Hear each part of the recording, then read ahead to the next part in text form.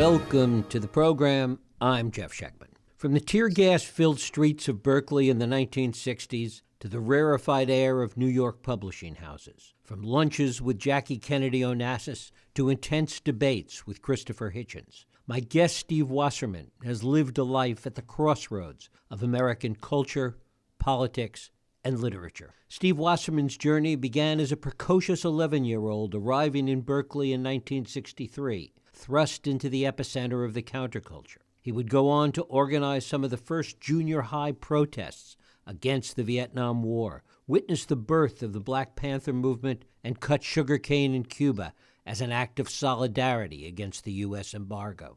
But it's in the world of books and ideas where Wasserman truly made his mark. As an editor, agent, and literary tastemaker, he has shaped the works of some of the most influential voices of our time. He transformed the Los Angeles Times Book Review into a literary powerhouse, served as editorial director of Times Books and Hill and Wang, and represented authors whose words have changed how we see the world. Now, in his new memoir, Tell Me Something, Tell Me Anything, Even If It's a Lie, Wasserman takes us on a journey through 5 decades of American intellectual life. It's a story that weaves together the threads of radical politics, avant-garde art, and the ever-evolving landscape of publishing. From his friendship with Susan Sontag to his battles against the hegemony of Amazon, Wasserman offers a unique perspective on the power of the written word in an age when that power is increasingly waning.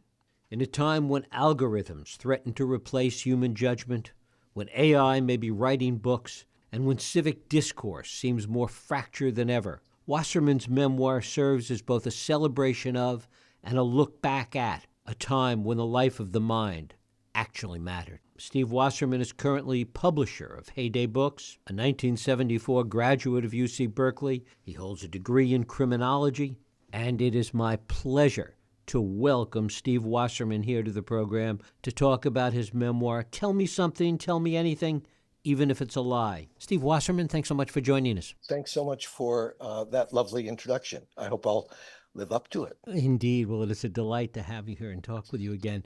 In putting this book together, 5 decades of these 30 essays that really make up the heart of the book, talk a little bit about how it impacted you, going back and digging in and looking at what you had written over 30 years and how you've changed, how you've evolved.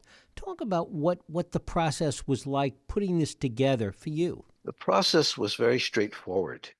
I hadn't had any idea to put together a collection of my essays written over the past nearly 5 decades.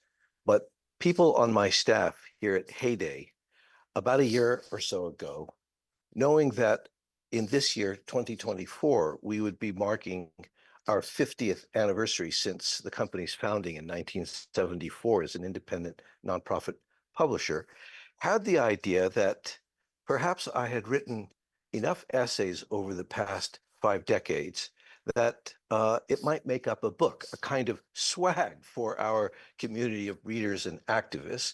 And so they approached me wondering if I might accede to this notion. I gathered together a clutch of stuff I'd written. I gave it to the youngest person on my staff. I said, go through these essays, if you would, with an unsentimental eye. You tell me which, if any of them, survived the occasion for which they were first written. And to my surprise, one Emmerich Anklum, a 30-year-old graduate of Stanford University, probably the only person ever to have graduated that university who did not go into Silicon Valley, instead consigning himself to a life of benign poverty by laboring in the vineyard of publishing, came back to me and he said, I think you've got 30 splendid essays that really do still have something to say. So I went through them, and then by a process that has more to do with the alchemy of elective affinities, gathered them together and ordered them and arranged them in a way that seemed to make some kind of mistake. There were a clutch of essays about the fate of books, literacy, and publishing. There were others that had to do with international affairs. There were some others that were celebrations or homages or eulogies for people I've been privileged to encounter along the way. And so I did think that ultimately um, it made some kind of sense. And I now have read the book so many bloody times, having also read the audiobook, that I have drunk my own Kool-Aid and I'm persuaded that it's a good book. And I'm pleased to note that a number of people, a number of the early reviews also seem to agree. Beyond it being a good book, talk about it in terms of what it made you think about with regard to your entire career, because this 50-year span of these essays really spans your career. Well, it seemed to me that I never had any 5-year plans with respect to my own so-called career. I've always prayed at the altar of the great goddess serendipity. But looking back at these essays, I can see that they tell a story of the awakening of an empathetic sensibility. And it revealed to me both the depth of my curiosities and my enthusiasms as I ranged over politics and literature and the tumults of a world in upheaval. And so at bottom, it traces my own devotion to the life of the mind and is a kind of argument about how much in our tormented world there is to admire, to learn from, and to help us forge a better and more just future. The other aspect of the serendipity part of this is that there is something, or it made me think about something in our culture today, in business culture, and in so many things, where we have less interaction with each other. People wanting to work solitarily at home, people not wanting to be out and about. That the culture today really works against the kind of serendipity that was responsible for so many careers, and yours in particular in the context of this book. Perhaps I'm not entirely convinced that's so. I think that a combination of technological innovation that has made it possible for everybody to be a kind of home entertainment center unto themselves, combined with the past 5 years of the pandemic, put a lot of people, put millions, if not billions, under a kind of de facto house arrest. But I sense a yearning among many people for human to human contact. And how else to explain the explosion of coffee shops, information piazzas that have gathered together, in which the call to people to encounter one another is something that I think is baked into the DNA of our species. And I don't think that will ever be fully replaced, despite the notion in our culture that people just want to become machines. Talk about the curiosity part of it, because it does seem you talk about your own curiosity as it evolved, and the subject comes up seemingly over and again with so many of the people that you interacted with, whether it was Hitchens, Susan Sontag in particular. That curiosity is such a huge driver. Well, I spent the summer of 1974 living in Susan Sontag's Manhattan penthouse, Jasper John's former studio. I had just graduated college the previous spring. I was hired by a fellow named Robert Shear, who'd been the former editor of the muckraking Ramparts magazine in the 60s, to help him with a book that would be published in the fall of that year called America After Nixon, The Age of the Multinationals. And we spent the summer of 74 um, putting the finishing touches on that book in New York City. I had met Susan Sontag at a dinner party at Bob Shear's Berkeley home. She'd invited me to stay with her during the months that Shear and I would be working together. As I say, I had just graduated college. Uh, Her walls were lined with her 8,000 books, and many of them, I got a cricket in my neck nearly from turning my head sideways, looking at all the titles of the many books whose titles I had never heard of, many I had heard of but had never read. And I thought, my real education is just beginning. And the thing that impressed me most was the uh, international clock that lay on her bedside table that had all the time zones of the world. And I thought, my God, this person never sleeps. She lives simultaneously internationally. And her palpable avidity and curiosity for about about the things that truly mattered, theater or literature or history or music or painting. I thought this is a prescription for lifelong learning. And that's what it really meant to try to become a more fully realized human being. And it was enormously influential for me, both as inspiration and as a model. And I also came across, as I recall, a line in one of the four blue-backed volumes of the journals of the great French writer André Gide. And I came across it in her library, and there she had underlined a passage, and it was a passage I never forgot. Gide remarks to himself, I know I shall have entered old age when I awake and no longer find myself filled with outrage at the way things are. And I thought, oh, that's the key to staying forever young. And you certainly had outrage from a young age as a young man. I mentioned that when you were a high school student or middle school student, you were protesting the war in Vietnam. Talk about how that outrage has served you over your career. Well, it's every day the news gives you yet another reason to be outraged. We live in a very broken world. And the one thing I have learned over the course of this half century is that you must never allow yourself to grow complacent. And you also must never allow yourself to entertain such immodest dreams of remaking history that you all but find yourself suffocated by such an large ambition. We have to do what we can. And the first injunction, an injunction from antiquity, is to be kind to others, be kind to yourself. And I have devoted a lifetime of turning myself into a kind of literary midwife. I've managed to surround myself with many people who are much smarter than myself and have many more original things to say. I never regarded myself as a writer per se. I never had the kind of arrogance that would allow me to declare myself in that way. I didn't have the cheek or the confidence that other people, my pals Christopher Hitchens, say, or the late Susan Sontag had. And instead, I became a kind of enabler of others. And I felt that the more I could do to hone arguments, to try to cut through the noise of the culture and get attention for deserving work, to that extent, I might help deepen greater understandings, deepen civic conversation, and perhaps make a difference. What do you think would be different if you were doing that same work today?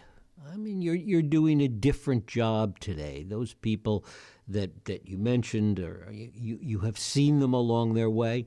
What would be different if you were doing that same thing today? If you were an agent again, or back in the literary world in New York, what do you think would be fundamentally different from what you did and the way you have written about it in some of these essays?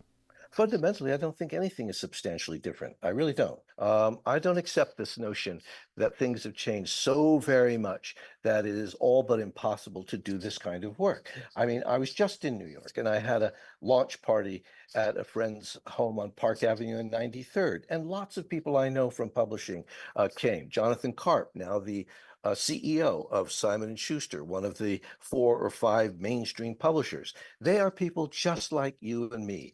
The stakes are very high for them because with all the mergers and consolidation and corporate shenanigans that have gone on, they have less room to maneuver. But the truth of the matter is, more books, or at least book-like objects, are being manufactured, published, and distributed than ever before in the whole of human history. You would need several lifetimes over, just lying semi-prone in a semi-darkened room with a single lamp on for illumination, just to make your way through the good books on offer. The books that are being published today are more diverse, more interesting than perhaps ever before. I really think that publishers have yes a challenging road to hoe. I mean, as they always have, which is in the world that we live in today, which is comprised of a vast and ever increasing and accelerating entertainment industrial complex. It's hard to get people's attention, and it's hard to have them sit still for long form narrative. There are so many other distractions, but the struggle to carve out the solitude necessary for readers to have the space so that they could enter a zone which might confer upon them the prerequisite conditions for something that might be called wisdom are as necessary as they ever were. And I think there are scores and scores, maybe hundreds and hundreds, if not thousands of people doing this good work all over the country, indeed all over the world. So it's always been a challenge, but I think there are many people, both writers, publishers, booksellers, that are meeting that challenge every day. We've mentioned some of the people that whose names might be familiar that you've worked with as an agent, as somebody that helped bring their work along. But I want you to talk about a name that I had never heard before, but I want to know more about Mo Moskowitz, Mo one of the great Moskowitz. characters of this book. Yeah, well, Mo Moskowitz was the cigar chomping, New York born, uh, uh, somewhat of an anarchist socialist who had migrated to Berkeley in the early 50s, mid 50s, and opened up a bookstore called Mo's Books. And he sold, as did Lawrence Ferlinghetti, when Ferlinghetti opened up in 1953 City Lights bookstore in San Francisco. He combined both new books and secondhand books, paperbacks and hardcovers. And Mo was a singular character who was looked at you with a very jaundiced eye. And I watched full professors when they came to sell back to Mo their books that they had in their own collections, and they wanted to get sell them back for a pittance. He would go through those books, only picking out a few, separating the wheat from the chaff, and they often failed the exam because he would look at them with a kind of gimlet eye that suggested, "Schmuck, what are you doing with this dreck that you are fobbing off on your unsuspecting students? Don't you know what is good? Why are you messing around with these inferior works?" And I remember he was one of the examples of that species of bookseller who you almost suspected of not wanting to actually sell you the books that they had hoarded, that they were kind of collectors or hoarders. I remember Susan Sontag once telling me about a bookseller on 116th and Amsterdam near Columbia University, a bookstore called the Ideal Bookstore. I tell the story in the book. The proprietor was a Romanian Jew who had survived the Holocaust. He was deaf in one ear. So Susan advised me that if you go into his store, be very certain that he sees you upon entering, because God forbid you should surprise him and he should die of a sudden stroke or heart attack, and you'd be responsible for killing off the last remaining living remnant of Romanian Jewry. So I remember going into his shop on the second floor on Amsterdam Avenue, as they say, above the Columbia Spectator, the student newspaper, picking out several books. I no longer recall which of them were. I think there was a work of philosophy and a work of poetry. And coming up to, I was in my mid 20s. I came up to him. I put the books on the counter, and he looked at them, and he looks at me and he says, "I'm sorry, but I can't sell you these books." And I said, "Why not? I have a credit card." He says, "It's not your credit card." I said, "Well, let me see. I think I have the cash." He said, "It's not your cash. Under no circumstances can I sell you these books." I said, "Well, why not?" He looks at me very steadily and says, "You're not ready." Oh my God, I'm not ready? Oh, I have to pass some secret test to pass muster? You talk about bookstores in general having a very special place in the culture. Well, the archipelago of bookstores that I grew up with in Berkeley was very special. Berkeley wasn't, of course, the only place in the country, which at that time was blessed by a plethora of such stores. But these stores were contained an embarrassment of riches. And I felt that these writers, I was never someone who was intimidated by the number of books that were contained in these stores. Some of them were organized in no particular way. One of the innovations of Moe's books was that they were very well organized, sort of Plato to Nato, the poetry from Auden to Shakespeare, fiction from the Arabian Nights to Virginia Woolf. And just one delight enabled you to open the door to another. Books are like Aladdin's lamp. Writers need readers to open the book and awaken the genie within. And if not, books lie on the shelves unread in something of a coma. Writers need readers to complete the work. And so I always felt that I was an ally of all these writers whom I'd never heard, many of them among the worthy dead, but whose spirit would be awakened, and the stories they would have to tell would be mine to hear if only I had the courage to open those volumes and spend time hearing the stories they had labored so hard to tell. And we should talk about your book collection of what, 20,000 plus books that line the shelves of your office. Not They unlike do. those bookstores. That's because when 8 years ago I somersaulted back to my natal town, Berkeley, from the provincial precincts of Manhattan to take the post at the helm of Heyday, I made a deal with the board of directors. I knew that I would be returning to one of the more expensive real estate markets in the country, and that probably I would not be able to afford an apartment much larger than the average cell at San Quentin. Yet I had this enormous number of books. I'm like a snail hostage to an oversized shell on his back. And wherever I go, there it is. And it keeps growing. And I'm not yet at a place in my life where I'm content to banish all these volumes to some invisible library contained on a small electronic device. Because even if I should be so unlucky or hapless as never to read another title in my life, just gazing at the tapestry of color formed by the spines arrayed on the shelves gives me ideas.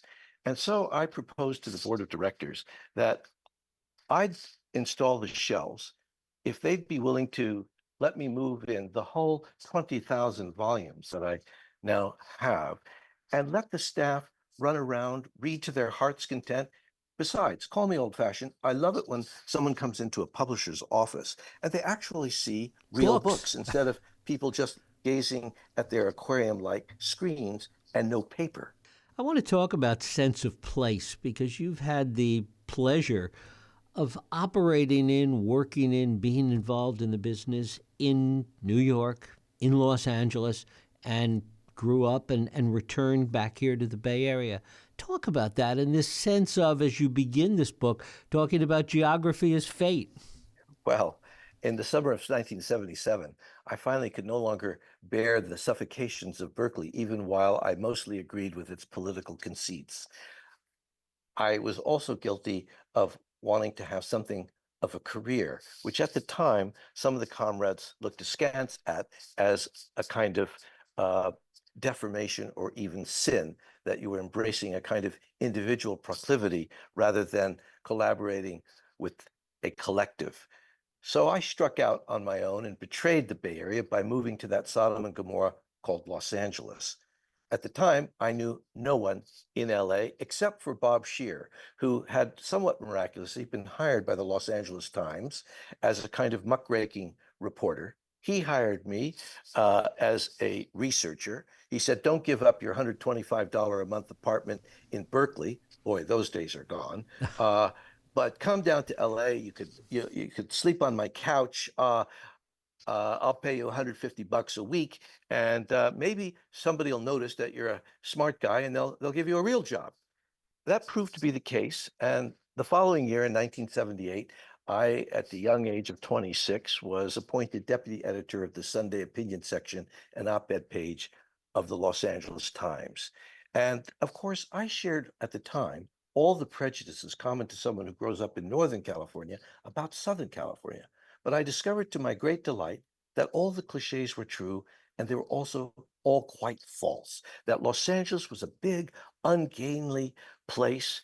And over time, I became convinced that, as I say in the book, that geography is fate. And yes, LA is all horizontal and New York is vertical. But I came to be convinced that if you were to take all the cultural and intellectual capital of Los Angeles and put it into an island no larger the size of Manhattan, suddenly the city would look quite vertical. I loved Los Angeles and came to have a profound respect for its ambition, for the number of astonishing creative people who were trying to do good work there. And then, oddly, over the course of 5 or 6, nearly 10 years of living and working in Los Angeles, I came increasingly to be mistaken by people for being from New York. So I had to embrace my fate at some point and actually move there. And so I did. And I had always nursed this rather cockamamie notion that I wanted to test myself against the best that New York had to offer. And what I discovered, of course, is yes, New York did have a lot to offer. It also had smugness and provincialism to offer as well, and a sense of unearned privilege uh, and snarkiness with respect to its attitude toward the rest of America. So I found myself, when I worked in New York, defending Los Angeles, and when I worked and lived in Los Angeles, I found myself defending New York because, of course, one of LA's most favorite things to do is nurse a sense of resentment and neglect and grievance against those uppity Easterners who pay us no respect. Talk a little bit about writing and the writing life for you, surrounded by some incredible writers, incredibly talented people. Was there ever a sense of intimidation doing your own writing in the midst of this? Well, yes. I mean, the truth of the matter is that I became an editor and a publisher, not a writer, despite the evidence on offer in this book, which is my first, uh, because as I've said, help birth ideas by others smarter and more articulate than I could be even on my best day. And, the great conceit of being an editor is that you need only to write on those occasions when you think you might really have something to say. And so I spent a lifetime prospecting as a publisher for writers who were more talented than myself. And I really gave up the ghost of being a writer, partly because it relieved me from having to have an opinion about everything. Of course, I do have an opinion about everything, but I often thought those opinions weren't as original or as fresh as others that I knew. I mean, I guess my greatest conceit is that I think of myself as someone cursed with good taste. I do good writing when I encountered it. And that writing was better than the best writing I could do, even on my best day. Now, over the years, I have become more convinced that I've earned the right to certain opinions and certain lived experience, and I even flatter myself to think that I can write a sentence that will have some oxygen in it. Others that I respect tell me that is so, and they have long encouraged me to set down my thoughts and even some of my recollections. And finally, I have done so in this book. And finally, talk a little bit about the title, which comes from an essay you had written about Cuba. 54 years ago, while in Cuba, age 17, I met a poet named Pablo Armando Fernandez. He was then 40. After a lot of rum on a beach, he looked at me and said, "Tell me something. Tell me anything, even if it's a lie." And I thought, what a great line. And I kept that line thinking if I ever thought I had the talent of a Chekhov, I might enroll that line as the title or the opening epigraph, or maybe even the opening sentence of a short story or a novella.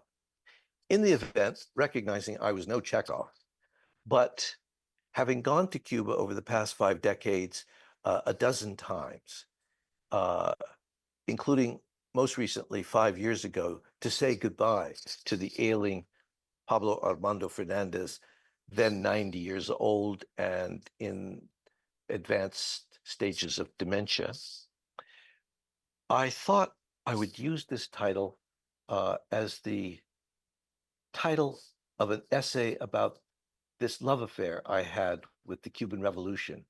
What was noble about it? What had gone grievously awry? And use it as a way of getting at an unpalatable truth. You know, Oscar Wilde once said somewhere that he distrusted any man whose dictionary did not contain the word utopia. And as I grew older, I came to believe that he was wrong. If by utopia he meant a republic where all is ostensibly well, all needs are met, all are happy and content, all social contradictions resolved, no such place ever existed. And as long as our species is composed of, as a great philosopher once put it, the broken timber of humanity, it never will. And so, and yet we can't really imagine for ourselves a future that is not very much better than today and the past. So the notion that we tell our stories in order to extract meaning for otherwise inchoate lives is at the center of our DNA. And so we yearn to tell each other something, tell each other anything, even if it's a lie, even if we know in our bones it's a kind of myth. That seemed to me to sum up a lot of, not everything, but a lot of what was at the heartbreak of my own experience of Cuba, its tragedies and its beauties. And writ large, it could also stand as a kind of theme that casts a shadow throughout many of the stories I'm at pains to tell in this memoir in essays. Steve Wasserman, the book is Tell Me Something, Tell Me Anything, even if it's a lie, a memoir in essays. Steve, it is always a pleasure. I thank you so much for doing this. Thank you for giving me the opportunity. I appreciate it very much. Thank you so much.